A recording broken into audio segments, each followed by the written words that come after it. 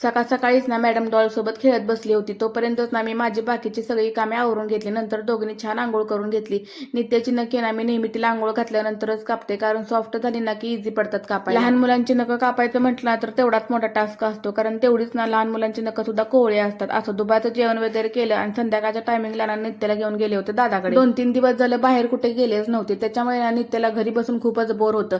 तिथे ना टीव्हीवरती गाणी लावली होती. त्याच गाण्यावर ना या मॅडमचं डुलायचं काम चाललं होतं. दादाचा स्वॅग सुद्धा ना काही वेगळाच होता. दोघांना चष्मा घालून स्टाईल मारत. त्याच्यानंतर ना घरी आल्यानंतर मी अंड्याची भुर्जी बनवली होती, कारण खूप दिवस ना अंड्याची भुर्जी बनवलीच नव्हती. सकाळची पातळ भाजी शिल्लक होती म्हणून नाही ते फक्त सुकी भाजी म्हणून अंड्याची भुर्जी. तेलाच्या किमती सुद्धा ना झपाट्याने वाढत आहेत. कॅन मधलं तेल सुद्धा संपलं होतं, म्हणून स्वच्छ धुवून ना म्हटलं उद्या 4-5 लिटर एकदमच आणते. मी मागवलेले किचन नॅपकिन्स पर्सनली मला खूप आवडले, कारण एकदा ओलं करून पुसून घेतलं ना की सगळं किचन क्लीन होऊन जातं. दिवसभरातलं शेवटचं काम म्हणजे ना हे किचन क्लीन करणं. ते केलं आणि उद्या गुरुवार असल्यामुळे ना इथं माझ्यासाठी मला शाबू भिजत घालायचा होता, तो सुद्धा घातलं. दिवसभरातली ना सगळी किचन मधली कामं माझी संपली होती. चला मग असा होता आजचा दिवस. भेटूया आता नेक्स्ट व्लॉग मध्ये.